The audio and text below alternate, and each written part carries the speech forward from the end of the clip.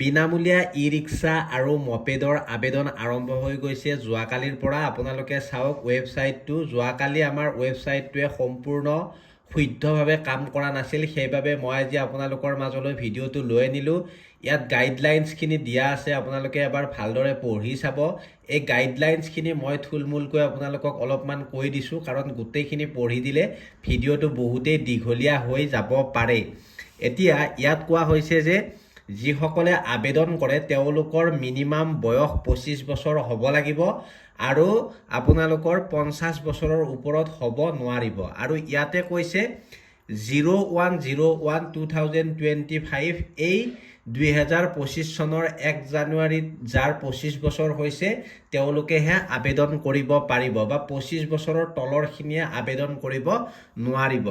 আৰু ইয়াতে আপোনালোকৰ ই-ৰিক্সা বা মপেড আপোনালোকে আবেদন কৰাৰ নামত এটকাও ফিজ দিব নালাগে। এক্সট্ৰা ফিজ বুলি কয়, এক্সট্ৰা ফিজ ইয়াত লোৱা নহয়। আৰু আপোনালোকৰ ইয়াত কোৱা হৈছে যে আপোনালোকে যিকোনো এটাৰ বাবে আবেদন কৰিব পাৰিব, ই-ৰিক্সা বা মপেড। আৰু লগতে ইয়াত কোনে কোনে আবেদন কৰিব পাৰিব ইয়াত কৈ দিছে যে আপোনালোকৰ যিবিলাক ভাষিক সংখ্যালঘু ব্যক্তি আছে তেওঁলোকে পাৰিব। আৰু ইয়াত জনজাতিবিলাক কি হয় কি নহয় ধুনীয়াকৈ আপোনালোকে গমেই পাই যাব। ভাষিক সংখ্যালঘু বাংলা, আপোনালোকৰ যিবিলাক নেপালী, মৈত্ৰ, এইবিলাকে আবেদন কৰিব পাৰিব। আৰু লগতে এতিয়া ইয়াত যিটো লিংক দিয়া আছে আপোনালোকে দেখিছে, এই লিংকটোত ক্লিক কৰি আবেদন কৰিব পাৰিব। আৰু আবেদন কৰিবৰ বাবে আপোনালোকে এইবিলাক লিংকত যাব নালাগে। এই ভিডিঅ'টোতে মই ডেছক্ৰিপশ্যনত লিংক দিছোঁ আৰু লগতে কমেণ্টত মই পিন কৰি থৈ দিছোঁ ধুনীয়াকৈ। সেই পিন কমেণ্টত গৈও আপোনালোকে আবেদন কৰিব পাৰিব। আৰু অসমৰ স্থানীয় বাসিন্দা হ'ব লাগিব আবেদন কৰিবলৈ।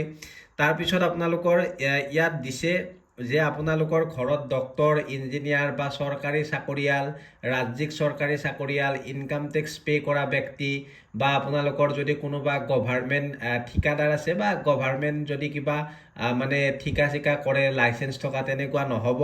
আৰু লগতে ইয়াতে কোৱা হৈছে যে যিসকলৰ ঘৰত 4চকীয়া বাহন থাকিব তেওঁলোকেও নোৱাৰিব আবেদন কৰিব, বা মেচিনাৰী যদি কিবা হেভি বস্তু থাকে তেওঁলোকে নোৱাৰিব।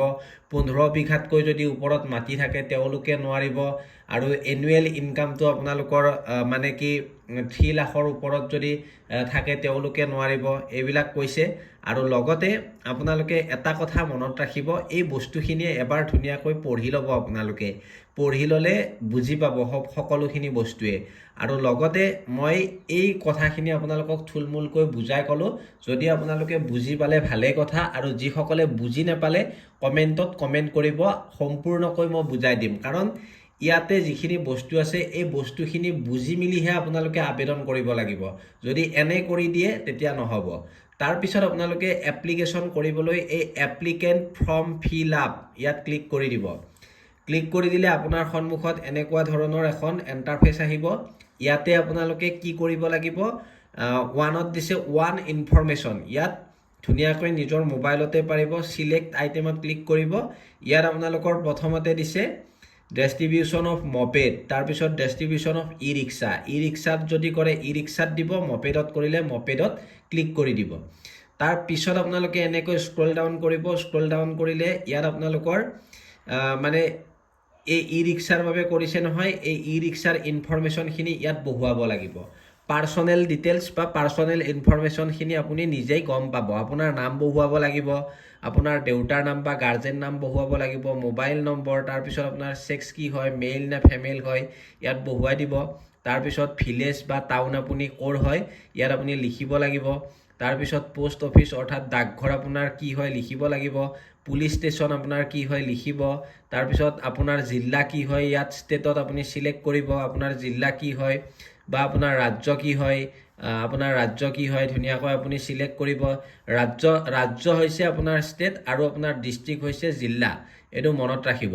তাৰপিছত আপোনালোকৰ পোষ্টেল পিন অৰ্থাৎ আপোনালোকৰ পিন কোডটো ইয়াত বহুৱাব, ডেট অফ বাৰ্থটো বহুৱাব, তাৰপিছত আধাৰ নংটো বহুৱাব। আধাৰত যিটো ডেট অফ বাৰ্থ আছে সেই ডেট অফ বাৰ্থটোৱে কিন্তু ইয়াত বহুৱাব লাগিব, মনত ৰাখিব। তাৰপিছত আপুনি আধাৰ নংটো ধুনীয়াকৈ ভুল নোহোৱাকৈ ইয়াত বহুৱাব। আৰু এটা কথা কৈ দিছোঁ, ইয়াত ৰেডেৰে যিকেইটা ৰিকুৱাৰ্ড বোলা অপশ্যন আছে, ৰিকুৱাৰ্ড মানে আপুনি বহুৱাবই লাগিব।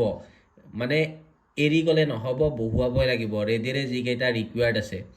তাৰপিছত এডুকেশ্যনেল কোৱালিফিকেশ্যনত আপুনি ক্লিক কৰিব। ক্লাছ 5ৰ পৰা ক্লাছ আপোনালোকে মেট্ৰিক দিছে নে HSLC পাছ কৰিছে বা গ্ৰেজুৱেশ্যন পাছ কৰিছে। যদি আদাৰ হয় মনত ৰাখিব, আদাৰ হ'লে ইয়াত লিখিব লাগিব কি কোৱালিফিকেশ্যন কৰিছে, ইয়াত লিখিব। ক্লাছ 5 পাছ কৰা ব্যক্তিৰ পৰা এই আঁচনিটোত আবেদন কৰিব আপোনালোকে পাৰিব। তাৰপিছত 4 নম্বৰত আদাৰ ইনফৰমেশ্যনত চাব আপোনালোকৰ ইয়াত ৰিজলিউশ্যন চিলেক্ট কৰিব দিছে, হিন্দু হয় মুছলিম হয় চিলেক্ট কৰিব। তাৰপিছত চিলেক্ট কমিউনিটি আপুনি ইয়াত চিলেক্ট কৰিব। তাৰপিছত আপোনালোকৰ ৰাইট কমিউনিটি ইয়াত লিখিব কি হয়। তাৰপিছত এজ অন 1 জানুৱাৰী 2025 অৰ্থাৎ 1 জানুৱাৰী 2025লৈকে আপোনাৰ বয়সৰ সময়সীমা কিমান বা বয়স কিমান হৈছে আপোনাৰ সেইটো লিখিব লাগিব। যদি নাজানে এছ কেলকুলেটাৰ গুগলত ওলাই ল'ব, এছ কেলকুলেটাৰ ওলাই লৈ ধুনীয়াকৈ লিখি দিব। আৰু যদি নাজানে কমেণ্টত কিন্তু কমেণ্ট কৰিব, মই বাৰ বাৰ এই কথা কৈ আছোঁ আপোনালোকক। তাৰপিছত ফেমিলি এনুৱেল ইনকামটো আপুনি ইয়াত লিখিব আৰু ফেমিলি ইনকামৰ যিখন চাৰ্টিফিকেট সেইখন এতিয়াও লাগিব বুলি উল্লেখ কৰা নাই এই ৱেবছাইটটোত। আৰু আপোনালোকৰ ডকুমেণ্টছ, ইয়াত ডকুমেণ্টছ আধাৰ কাৰ্ডৰ PDF বনাই আপোনালোকে আপলোড কৰিব লাগিব আৰু PDFটো 500 KBৰ ভিতৰত হ'ব লাগিব। তাৰপিছত ভোটাৰ ID বা পান কাৰ্ড আপোনালোকে দিব লাগিব, এইটো আপোনালোকৰ 500 KBৰ ভিতৰত হ'ব লাগিব আৰু PDF ফাইল বনাই দিব লাগিব। যদি নাজানে কমেণ্টত কমেণ্ট কৰিব, বাৰ বাৰ কৈছোঁ। ড্ৰাইভিং লাইচেন্সো সেই PDF কৰি 500 KBৰ ভিতৰত দিব লাগিব। আৰু তাৰপিছত আপোনালোকে ছাবমিট অপশ্যনত ক্লিক কৰাৰ পিছত আপোনাৰ যিটো মোবাইল নম্বৰ থাকিব সেই মোবাইল নম্বৰত এটা OTP আহিব। আপুনি মোবাইল নম্বৰ ইয়াত দিব লাগিব, পাৰ্চনেল ডিটেইলছত মেছেজ অহা। সেই OTPটো অহাৰ পিছত আপুনি ফাইনেল ছাবমিট কৰিব লাগিব আৰু ফাইনেল ছাবমিট কৰাৰ পিছত আপোনাৰ মোবাইল ফোনত মেছেজ আহিব ছাকচেছফুলি আপোনাৰ এপ্লাই হৈ যোৱা বুলি। আৰু সময়ত আপোনাক তাৰ পৰা অৰ্থাৎ যিটো আপোনালোকৰ ইয়াৰ মেইন কমিটি আছে এছাম লিংগুইষ্টিক মাইনৰিটিজ ডেভেলপমেণ্ট বৰ্ডৰ পৰা ফোন কৰিব বা মেছেজ আহিব আপোনাৰ তাত যে আপুনি ইমান তাৰিখে ই ৰিক্সা বা মপেডখন লাভ কৰিব। তো তেনেকুৱা ধৰণে আপোনালোকে কৰিব পাৰিব। যদি মই আপোনালোকক সহায় কৰিব পাৰিলোঁ, যদি এই ভিডিঅ'টোৰ পৰা উপকৃত হ'ল, আপুনি শ্বেয়াৰ কৰিব আৰু চেনেলটো ছাবস্ক্ৰাইব কৰিব।